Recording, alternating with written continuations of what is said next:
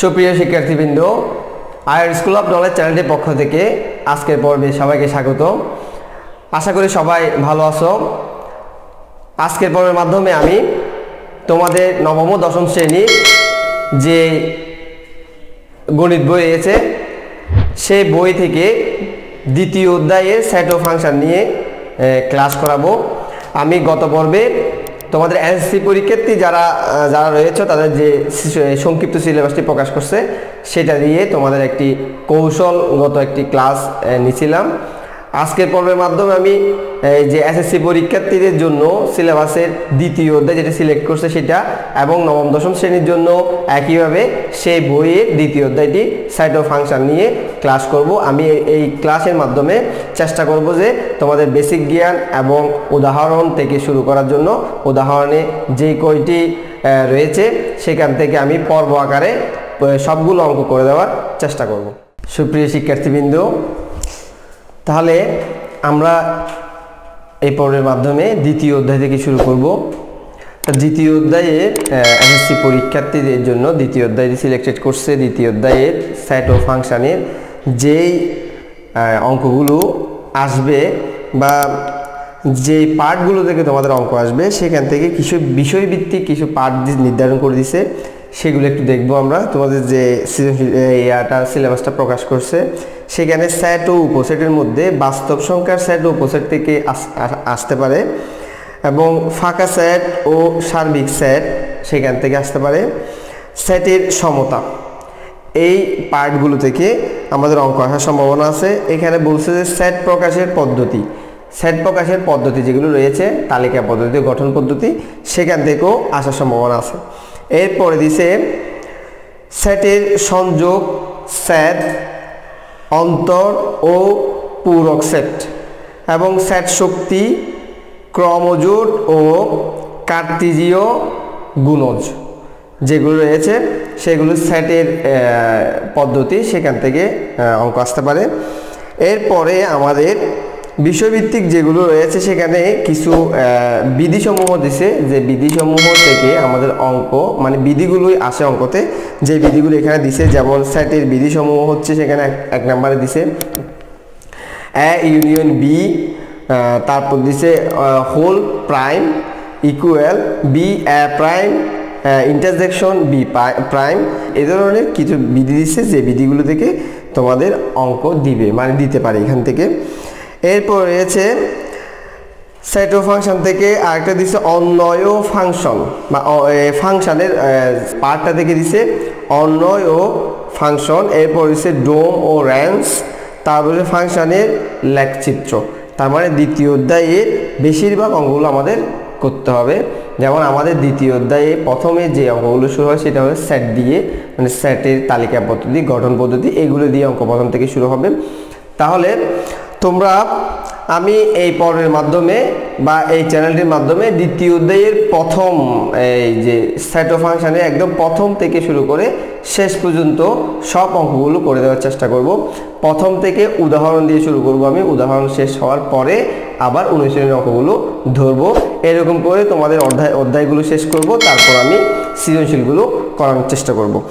তাহলে আমরা যদি প্রথমে বইয়ের দিকে ফিরে যাই, আমাদের বইয়ে দ্বিতীয় অধ্যায়ে যেটা রয়েছে প্রথমে সেটা হচ্ছে সেট। তাহলে প্রথমে সেট আমাদের জানতে হবে সেট কাকে বলে বা সেট কোনগুলো বা কোন জিনিসগুলোকে সেট বলা হয় সেটা জানতে হবে। যেমন বইয়ের ভাষায় সেট বলা হয় বাস্তব বা চিন্তা জগতের সুসংজ্ঞায়িত বস্তুর সমাবেশ বা সংগ্রহকে সেট বলে। তার মানে আমাদের বাস্তব বা চিন্তা জগতে যেই সংখ্যাগুলো রয়েছে সেই সংখ্যাগুলোকে সমাবেশ করলে বা সুসংযোজিত করলে বা সংগ্রহ করে যে পদ্ধতিতে রূপান্তর করা হয় সেটা হচ্ছে সেট। যেমন এখানে সেটকে আবার ইংরেজিতে বড় হাতের অক্ষর দ্বারা প্রকাশ করা হয়, যেমন A B C Y Z X, এইরকম বড় হাতের অক্ষরগুলো দ্বারা সেটকে প্রকাশ করা হয়। যেমন আমি যদি বলি তাহলে যেমন সেট বলা হয় যে যদি আমরা এই 2 বা 3টা সংখ্যা 2, 3, 4, 5 এগুলোর একটা সেট তৈরি করি বা একটা সেট যদি গঠন করি তাহলে সেটটা হতে পারে a ইকুয়াল 2, 3, 4, 5। এটা একটা এই 2 3 4 5 এর সেট হচ্ছে a ইকুয়াল 2 3 4 5 এগুলো একটা সেট এভাবে গঠন করা হয়ে থাকে।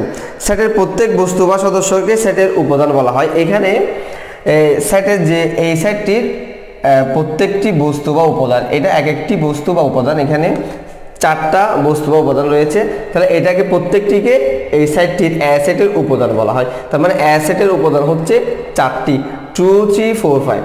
তাহলে সেটের মধ্যে যে সংখ্যাগুলো বা যে প্রতীকগুলো থাকবে সেগুলো সবগুলো সেটের উপাদান, সেটা আমাদের মনে রাখতে হবে। এই জিনিসটা আমাদের খুবই ইম্পর্টেন্ট। এরপর আমাদের যে পদ্ধতিটা করতে হবে সেটা হচ্ছে সেটের প্রকাশের পদ্ধতি, যেটা আমাদের এখানে আমাদের সিলেবাসে দিছে সেট প্রকাশের পদ্ধতি। সেটা হচ্ছে 2টা পদ্ধতি রয়েছে সেট প্রকাশের জন্য, একটি হচ্ছে গঠন পদ্ধতি আর একটা হচ্ছে তালিকা পদ্ধতি। তার মানে গঠন পদ্ধতি কোনটি আর তালিকা পদ্ধতি কোনটি এইটা আমাদের ভালো করে জানতে হবে, যে কোনগুলোকে গঠন পদ্ধতি বলা হয় আর কোনগুলোকে তালিকা পদ্ধতি বলা হয়। তোমরা বইয়ের দিকে যদি তাকাও বা বই যদি দেখো, সেখানে প্রথমে যে সেট প্রকাশের পদ্ধতিতে দিছে, সেট 2 ধরনের হয়ে থাকে। আমি যেটা বললাম, একটা হচ্ছে তালিকা পদ্ধতি আর একটা হচ্ছে সেট গঠন পদ্ধতি। তাহলে সেট তালিকা পদ্ধতি কোনগুলোকে আমরা তালিকা পদ্ধতি বলবো, সেট তালিকা পদ্ধতি কোনগুলো সেটা একটু দেখি। তাহলে এই যে সেট তালিকা পদ্ধতি বলতে আমি বইয়ের মতো এত বিস্তারিতভাবে বোঝাচ্ছি না, তোমাদের শর্টকাটে একটু বুঝে দিচ্ছি। এই যে এই ধরনের যে সংখ্যাগুলো থাকবে, এই ধরনের যে সেটগুলো থাকবে সেগুলোকে বলা হয় তালিকা পদ্ধতি। যেমন আমি বি দিয়ে লিখতে পারি, বি ইকুয়াল 4 6 8 10, এটা একটা সেট, তাহলে এটা বি সেট। এরপর আবার লিখতে পারি এক্স ইকুয়াল 2 3 5 7, এটা একটা সেট, তাহলে এটা ওয়াই এক্স সেট, তাহলে এটা এ সেট, এটা বি সেট, এটা এক্স সেট। তাহলে এগুলো হচ্ছে তালিকা পদ্ধতি। মানে এই ধরনের যে সেটগুলো থাকবে সবগুলো হচ্ছে তালিকা পদ্ধতি। এই তালিকা যদি কোনো অঙ্ক এরকম তালিকা পদ্ধতি দেওয়া থাকে, তাহলে সেটাকে আমাদের গঠন পদ্ধতিতে রূপান্তর করতে হবে। মানে প্রশ্নতে সবসময় তালিকা পদ্ধতি যদি দেওয়া থাকে, সেটাকে গঠন পদ্ধতিতে রূপান্তর করতে বলতে পারে বা বলবে। এরপরে আসি সেট গঠন পদ্ধতি। তাহলে গঠন পদ্ধতি কোনগুলো? তাহলে গঠন পদ্ধতি, তার মানে তালিকা পদ্ধতি থাকলে গঠন পদ্ধতি করতে হবে, গঠন পদ্ধতি থাকলে তালিকা পদ্ধতিতে প্রকাশ করতে হবে। তাহলে এখন দেখি তালিকা পদ্ধতিতে দেখলাম, গঠন পদ্ধতি কোনটা?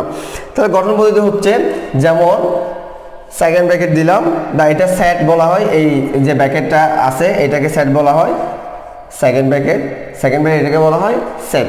তাহলে সেট বা সেটের ব্র্যাকেট। তাহলে এটাকে যদি আমরা একটা পদ্ধতিতে নিয়ে যাই, যেমন x x 7 এর গুণিতক এবং 0 0 less than x less than equal 28, তাহলে এটা একটা হচ্ছে গঠন পদ্ধতি। তাহলে এই যে গঠন পদ্ধতি, এই ধরনের যে অঙ্কগুলো দেওয়া থাকবে, এইভাবে যে অঙ্কগুলো দেওয়া থাকবে বা যে অঙ্কগুলোতে এই ধরনের পদ্ধতি থাকবে সেটা হচ্ছে গঠন পদ্ধতি, আর যে অঙ্কগুলোতে এই ধরনের পদ্ধতি থাকবে সেটা হচ্ছে তালিকা পদ্ধতি। তার মানে আমাদের যদি তালিকা পদ্ধতিতে দেওয়া থাকে তাহলে গঠন পদ্ধতিতে প্রকাশ করতে হবে, আর যদি গঠন পদ্ধতি দেওয়া থাকে তাহলে অবশ্যই আমাদের তালিকা পদ্ধতিতে প্রকাশ করতে হবে। তাহলে তালিকা পদ্ধতি আর গঠন পদ্ধতি বুঝতে পারলাম। এখন আমাদের প্রথম এই গঠন পদ্ধতির পরে প্রথম একটি উদাহরণ দিচ্ছে, 1 নম্বর উদাহরণ দিতে বলছে a ইকুয়াল এর একটা সেট দিছে, a সেট ইকুয়াল 7 14 21 28, সেটটিকে সেট গঠন পদ্ধতিতে প্রকাশ করো। তাহলে আমি এই অঙ্কটি তোমাদের গঠন পদ্ধতিতে কিভাবে প্রকাশ করা হয় সেটা একটু দেখা দিব। তাহলে আমাদের প্রশ্নটি বলছে a ইকুয়াল 7 14 21 28, সেটটিকে সেট গঠন পদ্ধতিতে প্রকাশ করো। তাহলে আমরা সেট গঠন পদ্ধতিতে প্রকাশ করলে প্রথমে দেখতে হবে আমাদের সেটের উপাদান কোনগুলো রয়েছে বা সেটের উপাদান সমূহ। তাহলে লিখব সেট এর উপাদান সমূহ 7 14 21 28। তাহলে এই যে সেটের উপাদান দেখতেছি এখানে 7 14 21 28। এখন আমাদের দেখতে হবে যে সেটের যে উপাদানগুলো রয়েছে সেটা কোন পদ্ধতিতে পড়তেছে বা আমরা অঙ্কটা কিভাবে শর্টকাটে করতে পারি। তাহলে এখানে দেখতেছি সেটের উপাদানগুলো সবগুলো দেখা যাচ্ছে 7 কে 7 দিয়ে ভাগ যাবে, আবার 14 কে 7 দিয়ে ভাগ যাবে, 21 কে 7 দিয়ে ভাগ যাবে, আবার 28 কে 7 দিয়ে ভাগ যাবে। আমরা যদি 7 এর যে নামাতা আছে সেটা যদি গণি, তাহলে 7 এর 2 আর 2 গুণ করলে 14, 3 গুণ করলে তাহলে হয় 21, 4 গুণ করলে 28। তার মানে হচ্ছে সেটের উপাদানে 7 এর গুণিতক রয়েছে। তার মানে এগুলো সবগুলোকে 7 এর গুণিতক, এগুলো 7 কে গুণিতক করলে তাহলে এগুলো পরপর এগুলো পাওয়া যায়। 7 এর গুণিতক সবগুলো রয়েছে, কিন্তু 28 এর সমান বা এর বড় হবে না, বা এর চেয়ে ছোট এর বড় হবে না। 7 থেকে বড় এবং 28 থেকে ছোট। তার মানে হচ্ছে অ্যাসিডের উপাদান বা প্রত্যেকটি উপাদানকে 7 দ্বারা বিভাজ্য। তার মানে এই প্রত্যেকটি উপাদানকে আমরা 7 দ্বারা ভাগ করতে পারি, তাকে লিখতে পারি বিভাজ্য। তার মানে 7 দ্বারা প্রত্যেকটি উপাদানকে ভাগ যাবে, আমি যেটা বলছি। এরপরে তাহলে অর্থাৎ 7 এর গুণিতক 28 থেকে ছোট, অর্থাৎ 7 এর গুণিতক এখানে লিখতে পারি 28 এর বড় নয়। তাহলে 7 এর গুণিতক 28 এর বড় নয়, তার মানে 28 থেকে ছোট। তাহলে এখন আমরা গঠন পদ্ধতিতে লিখতে পারি। সুতরাং গঠন পদ্ধতি ঠিক গঠন পদ্ধতি যেভাবে দেখাইছিলাম সেভাবে লিখতে হবে। a equal second bracket x is to x, 7 এর গুণিতক, 7 এর গুণিতক অর্থাৎ 0 লেস দেন x। তার মানে x এর মান ধরছি এখানে। x ইজ টু x মানে হচ্ছে x এর মান ধরলাম, এই মানগুলো সবগুলো x এর মান। তার মানে x এর মানটি 0 থেকে বড় হবে, 0 থেকে বড় 7 পর্যন্ত, 7 এর গুণিতক কিন্তু 0 থেকে বড় হবে। তাহলে 7 এর গুণিতক 0 থেকে বড় শুধু 7ই আছে, 7 ওকে 7, তাহলে গুণিতক হচ্ছে 7। এরপর এখানে 28 সমান এবং 28 এর নিচে, তাহলে লিখতে পারি লেস দেন ইকুয়াল 28। এখানে আমরা সেকেন্ড ব্র্যাকেট শেষ করব। তাহলে এখানে যে লেস দেন ইকুয়াল দিলাম, তাহলে এখানে 28 সহ, ওই জন্য আমরা লেস দেন ইকুয়ালটা ইউজ করলাম। 28 এখানে আছে ওই জন্য, আবার 28 এর ছোটগুলোও আছে। 7 এর গুণিতক 0 এর বড়গুলো, 28 এর ছোটগুলো 28 সহ, এরকম যদি থাকে তাহলে অবশ্যই এই নিচের টানটা আমাদের ইউজ করতে হবে। তাহলে এটাই হচ্ছে আমাদের গঠন পদ্ধতি। আমাদের যদি তালিকা পদ্ধতি গঠন পদ্ধতি রূপান্তর করতে বলে তাহলে ঠিক এভাবেই আমাদের অঙ্কটা সম্পূর্ণ সমাধান করতে হবে। আশা করি তোমরা বুঝতে পারছো। এরপরে দ্বিতীয় উদাহরণ 2 যেটা দিছে, উদাহরণ 2টা আমি করাবো, সেটা বলছে তালিকা পদ্ধতিতে প্রকাশ করি। তাহলে আসি এখন উদাহরণ 2-এ। তাহলে এরপর আসি আমরা 2 নম্বর উদাহরণে। আমাদের বলছে b equal x is to x, 28 এর গুণনীয়ক সেটটিকে তালিকা পদ্ধতিতে প্রকাশ করো। তাহলে 28 এর গুণনীয়ক, তাহলে গুণনীয়ক আর গুণিতক দুইটি শব্দ আমাদের সবচেয়ে এই অঙ্কে পরিচিত বেশি। তাহলে গুণিতক বলতে আমাদের নামাতাগুলোকে বোঝায়, যে নামাতাগুলো আমরা ছোট থেকে শিখে আসছি। যেমন 2 এর গুণিতক বললে 2 এর নামাতা, 2 ওকে 2 দুগুণে 4, 3 দুগুণে 6, এভাবে যেগুলো আমরা নামাতা করি সেটা। আর গুণনীয়ক বললে তাহলে যে সংখ্যাটি আছে ওই সংখ্যাটিকে যে সংখ্যাগুলো দ্বারা ভাগ যাবে সেই সংখ্যা সহ গুণনীয়ক সমূহ থাকবে, সেগুলো সবগুলোকে বলা হয় গুণনীয়ক। তার মানে গুণনীয়ক হচ্ছে এই সংখ্যাটাকে যে সংখ্যা দিয়ে ভাগ যাবে সবগুলো হচ্ছে এটার গুণনীয়ক। তাহলে আমি এখন লিখতে পারি এখানে, তাহলে 28 কে কোনগুলো দ্বারা ভাগ যায় সেটা আমাদের দেখতে হবে। আমরা যদি অঙ্কটা করতে যাই তাহলে শর্টকাট একটু আগে বের করে ফেলবো নিজেদের মতো করে। যেমন আমি পাশে দেখাই একটু করে, 28 কে যদি আমরা 1 দিয়ে ভাগ করি তাহলে হবে 28, আবার 28 কে যদি আমরা 2 দিয়ে ভাগ করি তাহলে হবে 14, আবার 28 কে যদি আমরা 3 দিয়ে ভাগ যাচ্ছে না, 4 দিয়ে ভাগ যাবে, তাহলে 4 দিয়ে যদি ভাগ করি তাহলে হয় 7। তাহলে এরপরে 5 এর উপরের সংখ্যাগুলো দ্বারা আর ভাগ যাচ্ছে না, যেমন আবার ভাগ যাবে 7 দিয়ে, তাহলে 4ই বের হবে, 7 দিয়ে ভাগ করলে 4 বের হয়। তাহলে এগুলো দিয়ে ভাগ যাচ্ছে, তার মানে এইগুলোই হচ্ছে সেটার উপাদান। তাহলে এখানে লিখতে পারি আমরা 28 ইন্টু 1 ইকুয়াল 28, আবার 14 ইকুয়াল 2 ইকুয়াল 28, আবার 7 ইন্টু 4 ইকুয়াল 28। তাহলে এখানে 7 এর পরে 4 এর উপরে 7 এর নিচে তাহলে আছে 5 এবং 6, 5 6 দিয়ে 28 কে ভাগ যায় না, ওই জন্য সেই সংখ্যাগুলো আসবে না। তাহলে এখানে উপাদানগুলো হচ্ছে 1 2 4 7 14 28, মানে এই থেকে শুরু করে এগুলো সবগুলো হচ্ছে 28 এর গুণনীয়ক। তাহলে লিখতে পারি সুতরাং 28 এর গুণনীয়ক সমূহ 1 2 4 7 14 28, এগুলো হচ্ছে 28 এর গুণনীয়ক। তাহলে আমরা যদি আমাদের বলছে তালিকা পদ্ধতিতে প্রকাশ করতে, তাহলে তালিকা পদ্ধতি প্রকাশ করলে পাই, সুতরাং নির্ণীয় সেট বি সমান, যেহেতু এখানে বি দিছে আমাদের গঠন পদ্ধতিতে, ওই জন্য এখানে লিখতে হবে বি সমান সেট। যখন লিখছি তাহলে সেকেন্ড ব্র্যাকেটটা দিতে হবে, তাহলে দিব 1 2 4 7 14 28, এটাই হচ্ছে আমাদের আনসার। তাহলে দ্বিতীয় যদি তালিকা পদ্ধতিতে বলে ঠিক এভাবে আমাদের অঙ্কটা সমাধান করে আনসারটি এভাবে লিখতে হবে। তাহলে এরপরে তালিকা পদ্ধতি থেকে গঠন পদ্ধতিতে প্রকাশ করা, আর 2 নম্বরটা হচ্ছে গঠন পদ্ধতি থেকে তালিকা পদ্ধতিতে। এই যে দুইটা দেখাইলাম, একটা গঠন পদ্ধতিতে প্রকাশ করলাম আর একটা তালিকা পদ্ধতি প্রকাশ করলাম। পরবর্তী যে অঙ্কগুলো রয়েছে মানে গঠন পদ্ধতি, তালিকা পদ্ধতি, সবগুলো এই নিয়মে আমাদের করতে হবে। তাহলে আমি এরপর আসি 3 নম্বর অঙ্কে। 3 নম্বর অঙ্কটি আমাদের একইভাবে করতে হবে। সুপ্রিয় শিক্ষার্থীরা, তাহলে এরপরে 3 নম্বরে আসি। 3 নম্বর আমাদের বলছে C equal x to x ধনাত্মক পূর্ণ সংখ্যা এবং এস স্কোয়ার গ্রেটার দেন 28। তাহলে বলছে সেটটিকে তালিকা পদ্ধতিতে প্রকাশ করো। তাহলে আমাদের এখানে বলছে এক্স ধনাত্মক পূর্ণ সংখ্যা, তাহলে আমাদের জানতে হবে পূর্ণ সংখ্যা কোনগুলোকে বলা হয় বা পূর্ণ সংখ্যা কোনগুলো। তাহলে পূর্ণ সংখ্যা হচ্ছে আমাদের যে স্বাভাবিক সংখ্যাগুলো রয়েছে 0 থেকে উপরের দিকে বা 1 2 3 4 5, এবং 0 থেকে নিচের দিকে কতগুলো সংখ্যা আছে যেগুলো হচ্ছে -1 -2 -3 -4, যেমন আমি লিখতে পারি 0 1 2 3 4 5, এভাবে থাকতে পারে। এদিকে -1 -2 -3 -4, এগুলো সবগুলোকে বলা হয় পূর্ণ সংখ্যা। তাহলে এই পূর্ণ সংখ্যার মধ্যে দুইটি পার্ট রয়েছে, একটি হচ্ছে ধনাত্মক পার্ট আর একটা হচ্ছে ঋণাত্মক পার্ট। এখানে 0 এর ডান পাশের গুলোকে বলা হয় ধনাত্মক, আর 0 এর বাম পাশের গুলোকে বলা হয় ঋণাত্মক। বাম পাশের গুলো মাইনাস থাকবে, মাইনাস চিহ্ন থাকে, আর ডান পাশের গুলো প্লাস চিহ্ন থাকে, প্লাস চিহ্নটা আমাদের ইউজ করতে হয় না। ওই জন্য আমরা জানি যে ডান দিকের গুলো ধনাত্মক আর বাম দিকের গুলো ঋণাত্মক। তা আমাদের এখানে বলছে ধনাত্মক পূর্ণ সংখ্যা, তার মানে ডান দিকের গুলো নিতে বলছে। তাহলে এক্স এর মান হবে ধনাত্মক পূর্ণ সংখ্যা, তার মানে ডান দিকের যেগুলো রয়েছে সেগুলো সবগুলো। তাহলে বলতেছে এক্স এর মানকে, এখানে একটা শর্ত দিছে, এটা একটা শর্ত, এগুলোকে শর্ত বলা হয়।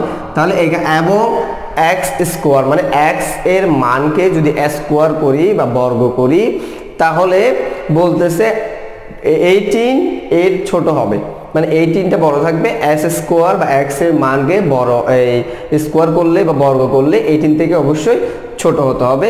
সেই সত্যটাই আমাদের এখন মিলে দেখতে হবে কোন এক্স এর কোন কোন মানগুলো এই শর্ততে গ্রহণযোগ্য হচ্ছে, সেটা একটা আমাদের দেখতে হবে। তাহলে এখন লিখতে পারি আমরা এখানে এক্স এর ধনাত্মক পূর্ণ সংখ্যা সমূহ 1 2 3 4 ... তার মানে এখানে আরো থাকতে পারে, মানে শেষ নাই। পূর্ণ সংখ্যা সমূহ হচ্ছে এখানে শেষ নাই, ধনাত্মক পূর্ণ সংখ্যা সমূহ যত ইচ্ছে আমরা যেতে পারি। তাহলে এখন লিখতে পারি যে এক্স এর মান যদি আমরা প্রথমে 1 ধরি, তাহলে এই শর্তটা মিলতেছে কিনা, আবার 2 ধরবো, তারপর দেখবো এই শর্তটা মিলতেছে কিনা। এভাবে আমাদের মানগুলো ধরে যেতে হবে, যতক্ষণ শর্তটা মিলতেছে ততক্ষণ আমাদের অঙ্কটা করতে হবে।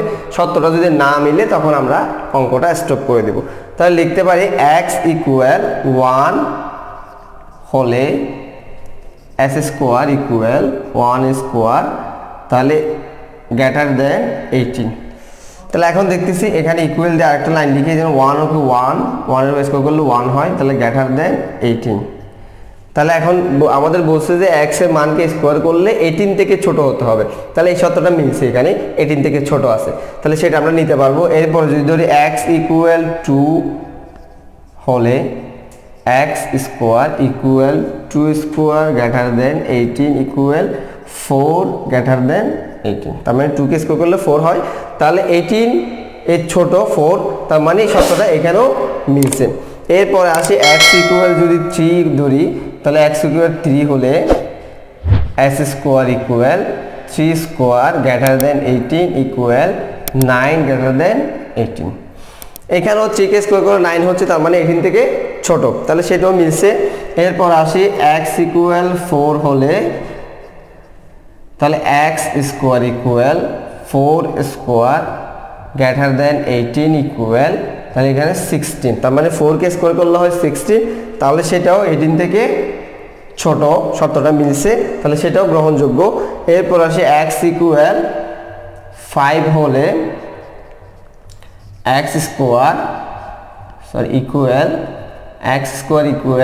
5 square greater than 18 equal 25 greater than 18। তার মানে এখানে সত্যটা মিলে নাই, এটা 25 এটা 18, তার মানে 18 থেকে বড় হয়ে গেছে, তাহলে সত্যটা মিলে নাই যখন এটা not equal 18, not greater than 18, তার মানে 18 থেকে ছোট নয়, মানে সত্যটা এখানে মিলে নাই। তাহলে এরপরে যত সংখ্যা নিব সবগুলো সত্যটা মিলবে না বা সত্যটা গ্রহণযোগ্য হবে না সেই সংখ্যাগুলোতে।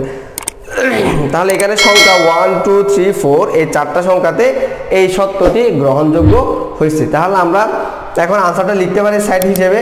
সুতরাং নির্ণীয় সেট, তাহলে সেটটা দিব আমাদের এখানে সি আছে, তাহলে সি এ দিব, তাহলে সি ইকুয়াল সেকেন্ড ব্র্যাকেট দিব, এখানে সংখ্যা হচ্ছে যেগুলো গ্রহণযোগ্য বা গ্রহণ করছে সেগুলোই নিব, শুধু 1 2 3 4, তাহলে 4 পর্যন্ত নিব 1, তাহলে এটাই আমাদের আনসার। তাহলে আমি 3 নম্বরে এই ধরনের যে অঙ্কগুলো রয়েছে বা এই ধরনের যে শর্ত দেওয়া থাকবে বা অনেক অঙ্ক এখানে এই অধ্যায়ে শর্ত দেওয়া রয়েছে, এইরকম শর্ত যদি দেওয়া থাকে ঠিক এভাবে আমাদের অঙ্কগুলো করে দেখতে হবে যে শর্ততে কোন সংখ্যাগুলো গ্রহণযোগ্য হচ্ছে। যে সংখ্যাগুলো গ্রহণযোগ্য হবে সেগুলো আমাদের সেটে আসবে, আর যেগুলো গ্রহণযোগ্য হবে না সেগুলো আমাদের সেটে আসবে না। আশা করি তোমরা এটা বুঝতে পারছো। এভাবে এইরকম অনেকগুলো অঙ্ক রয়েছে, সেখানে তোমরা চেষ্টা করলে সেগুলো করতে পারো। আমি এই পর্বের মাধ্যমে প্রথম অধ্যায়ের যে বেসিক জ্ঞান এবং উদাহরণ 1 2 3 তিনটাই করে দিলাম। আগামী পর্বে আমি পরবর্তী উদাহরণগুলো নিয়ে উপস্থিত হব। ততক্ষণ তোমরা ভালো থাকবে। আল্লাহ হাফেজ। সাবস্ক্রাইব করে পাশে থাকা বেল আইকনটি ক্লিক করে দিন।